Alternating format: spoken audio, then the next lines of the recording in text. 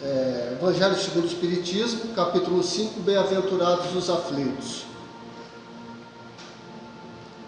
Causas atuais das aflições. De duas espécies são as vicissitudes da vida, ou, se preferirem, promanam de duas fontes bem diferentes que importa distinguir. Uma tem sua causa na vida presente, outras fora desta vida. Remontando-se à origem dos males terrestres, reconhecer-se-á que muitos são consequência natural do caráter e do proceder dos que o suportam. Quantos homens caem por sua própria culpa? Quantos são vítimas de sua imprevidência, de seu orgulho e de sua ambição? Quantos se arruinaram por falta de ordem, de perseverança, pelo mau proceder ou por não terem sabido limitar seus desejos? Quantas uniões desgraçadas porque resultaram de um cálculo de interesse ou de vaidade e nas quais o coração não tomou parte alguma? Quantas disseções e funestas disputas se teriam evitado com um pouco de moderação e menos suscetabilidade? Quantas doenças e enfermidades decorrem da intemperança e dos excessos de todo gênero? Quantos pais são infelizes com seus filhos porque não combateram desde o princípio as más tendências? Por fraqueza ou indiferença, deixaram que neles se desenvolvessem os germes do orgulho, do egoísmo e da tola vaidade, que produzem a secura no coração. Depois, mais tarde, quando colhem o que semearam, admiram-se e se afligem da falta de deferência com que são tratados e da ingratidão deles. Interroguem friamente suas consciências todos os que são feridos no coração pelas vicissitudes e decepções da vida. Remontem passo a passo às origens dos males que os torturaram e verifiquem-se. As mais das vezes não poderão dizer: se eu houvesse feito ou deixado de fazer tal coisa, não estaria em semelhante condição. A quem então há de um homem responsabilizar por todas essas aflições, senão a si mesmo?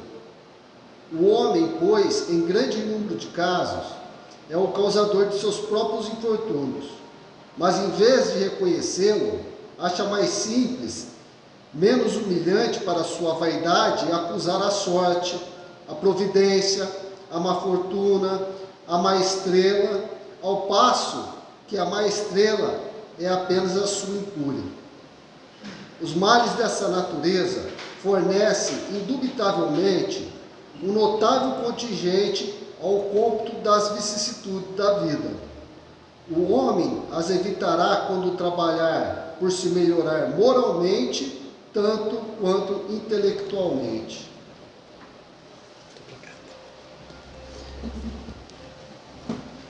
Então hoje nós temos aí para a nossa reflexão, uma reflexão muito séria, sobretudo no momento que nós estamos passando. É um momento que vem abrir em nossa mente e em nossos corações uma gravidade, porque é realmente um momento grave, não em função do que a providência nos encaminhou, como consequência natural das atitudes do ser humano, essa pandemia, mas a transição planetária que nós, notadamente espíritas da doutrina, temos escutado há muitos e muitos anos. Tanto que para muitos isso parece uma lenda que nunca ia acontecer. Assim como muitos acham que a história de Jesus é uma lenda. Mas nós estamos vivenciando essa transição. E ela já está acontecendo há muito tempo. O que ocorre é que, em função da necessidade da transformação moral, da melhora nos sentimentos que o ser humano precisa demonstrar, para mudar o seu padrão mental e vibratório, a providência divina está deixando que aquilo que plantamos se manifeste. É o menos pior. Para dar a muitos de nós que ainda estão adormecidos para esse chamamento de Jesus, diga-se de passagem, um chamamento de 2000 anos. Vinde a mim todos vós que estáis cansados e sobrecarregados, e eu vos aliviarei. Mas esse alívio depende do quê? Tem uma condição. É nós tomarmos sobre nós o jugo de Jesus. E qual que é o jugo de Jesus? A lei de amor e de justiça. Não é um jugo pesado. É um jugo leve. É um fardo leve. Pesados são as mágoas que nós insistimos em carregar. Os ódios que nós teimamos em manter, em criar entre nós. Tanto de criatura para criatura, como de povo para povo. Fomentando as guerras. O fardo de Jesus é leve. Amar é bom. Compreender é bom. Então nós achamos nessa leitura do Evangelho, do capítulo 5, bem-aventurados os aflitos, causas atuais das aflições, afirmações aqui muito graves também. A primeira delas, reconhece-se que a origem dos males terrestres, muitos, são a consequência natural do caráter e do proceder de nós, seres humanos. Mas nós precisamos reconhecer isso. Nós precisamos compreender que estamos na terra para crescer, para evoluir, para melhorar. Não é para enriquecer, não é para ser só feliz, não é para ser só próspero, não é para construir castelos aqui, impérios. Nós podemos fazer tudo isso? Lógico, cada um tem a sua missão, de acordo com o seu patrimônio espiritual. A providência divina vai sempre aproveitar os nossos recursos íntimos e passados, de vidas passadas, na encarnação atual. Mas aqueles que nós abusamos, que nós usamos indevidamente, nós seremos cortados, nós seremos impedidos, de uma forma ou de outra, de executar.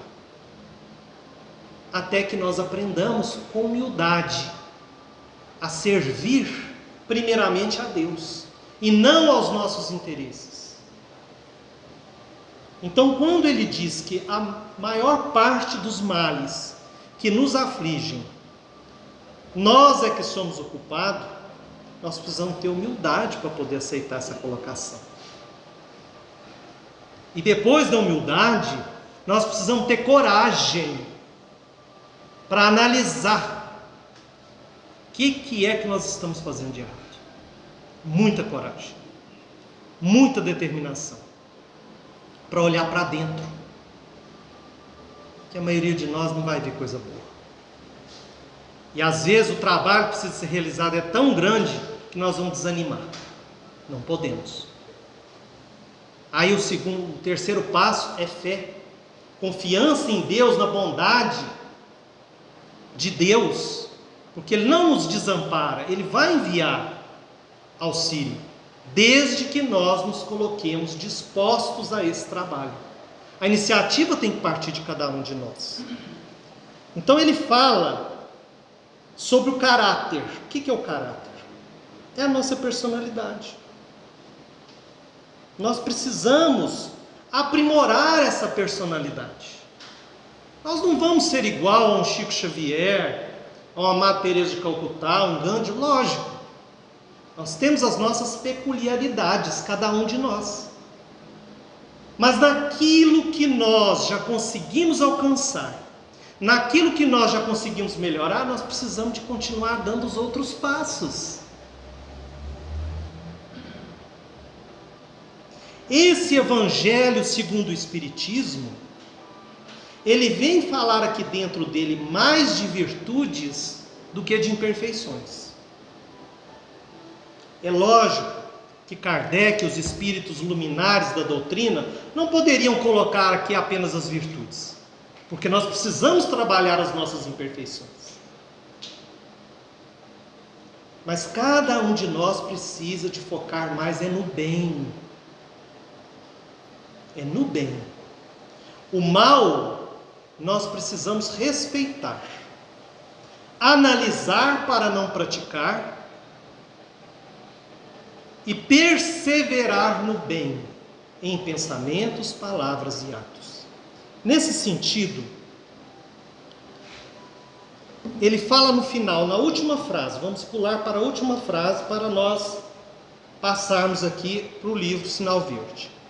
O homem as evitará, ou seja, evitará esses males que ele mesmo provoca, quando trabalhar por se melhorar moralmente,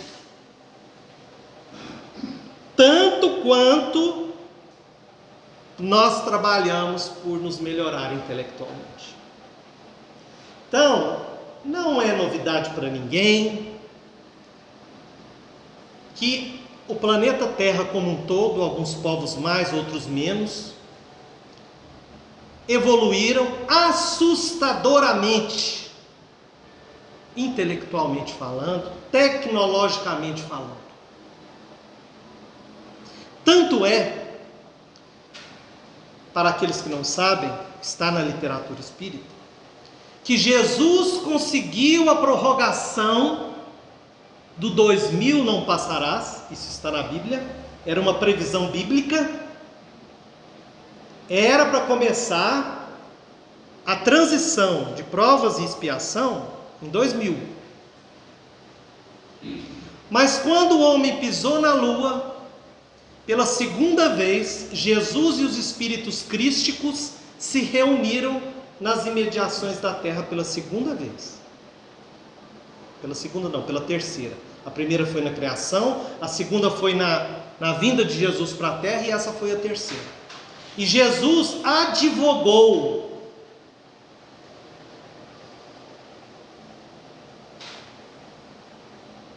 perante os espíritos recalcitrantes do mal, advogou o pedido dessa prorrogação.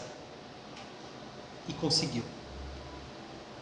Para que nós tivéssemos um pouco mais de tempo para aceitar a mensagem que ele veio trazer para nós. Para nos modificarmos, para nos tratarmos como irmãos. Então olha o tanto que é importante. Se o homem conseguiu tirar os pés do chão e ir para o espaço, esses espíritos crísticos consideraram que ele teria sim possibilidade, se quisesse, de realizar a sua transformação moral, ou seja, a sua transformação interior. Trabalhar as suas mazelas, as suas imperfeições e deixar que o amor flua pelos seus, ou seja, pelos nossos corações.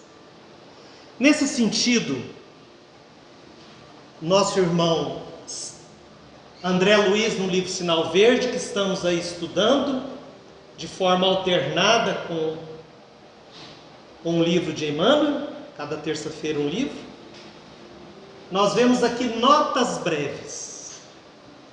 Em cada uma dessas pequenas notas que ele coloca, nós vemos um resumo, uma indicação de uma leitura do Evangelho. Nós vamos falar algumas só. Não perca tempo. Reconcilia-te com seu adversário enquanto estás a caminho com ele, porque depois o tempo vai passar e às vezes isso não vai ser possível mais, vai ficar mais difícil e nós vamos ficar estacionados naquela situação, presos àquela pessoa e aquela pessoa presa a nós, entravando o nosso progresso, o deslize do nosso desenvolvimento. Não fuja ao dever. Tem uma leitura chamada O Dever no Evangelho, maravilhosa.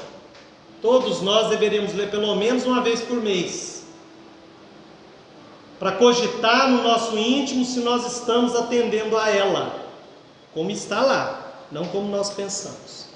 Respeite os compromissos, sirva quanto possas. O que Jesus veio deixar para nós? Eu não vim para ser servido, eu vim para servir. Lembramos daquela passagem maravilhosa em que ele lava o pé dos apóstolos. A gente pensa hoje que foi maravilhosa, né? Mas foi um escândalo para os apóstolos. Tanto é que Pedro se recusou. Na sinceridade dele, ele falou: não permito. E Jesus retrucou: se você não permitir, então você não serve para ser meu discípulo. Ame intensamente. Será que nós amamos intensamente? Ou a nossa tendência de guerrear intensamente, de discutir intensamente? Trabalhe com ardor. O que significa ardor? Com paixão. Quantos de nós acordamos já reclamamos? Mais um dia que eu tenho que trabalhar. Mais um dia que eu tenho que pegar esse ônibus. Meu serviço é tão longe, está chovendo, o sol está quente. Vou ter que tolerar aqueles colegas, aquele patrão exigente. Trabalhe com ardor. Aos poucos nós estamos aprendendo, mais com a influência dos espíritos bondosos do que pelas suas palavras, que ainda não entram com facilidade em nós, não descem ainda com facilidade aos nossos corações. Nós estamos assimilando a alegria deles de trabalhar, de servir. Trabalhe com ardor, ore com fé. A humanidade já melhorou muito. Nós oramos, muitas pessoas oram, fazem preces, pedem. Mesmo aqueles que não pedem a Deus, desejam o bem, desejam a riqueza para si. É um tipo de prece. Começa assim, pensando, pedindo só para si, depois vai aprender a pedir pelos outros. Não é verdade? Tudo é uma escada que a gente vai subindo devagar, a gente tem que compreender isso. Mas nós precisamos de orar com fé. E esse Evangelho nos ensina o que é fé. Tem um capítulo dedicado a isso. Vamos ler, vamos estudar para compreender. Porque nesse capítulo tem um espírito lá que fala que a maioria de nós ora errado. Está lá. Procurem para vocês verem. Fale com bondade. Com exceção daqueles, vamos dizer que nós sejamos perfeitos, tenhamos as 5 faculdades. Fora aquele que pode ver, fora a faculdade de ver, a segunda faculdade, o segundo sentido que nós usamos mais é a boca. Analisem para vocês. É uma atividade, é um sentido ativo. A gravidade dele é maior por causa disso. Ouvir e ver é passivo, a gente recebe. Mas falar e fazer é ativo. E a gravidade está aí. Porque nós estamos plantando. O que estamos plantando? Dependendo da qualidade é o que nós vamos colher. Então precisamos aprender a pensar, precisamos cogitar do que sentimos, porque tudo nasce do sentimento, o sentimento que mobiliza a ideia, a mente, e a mente mobiliza o resto, inclusive a fala.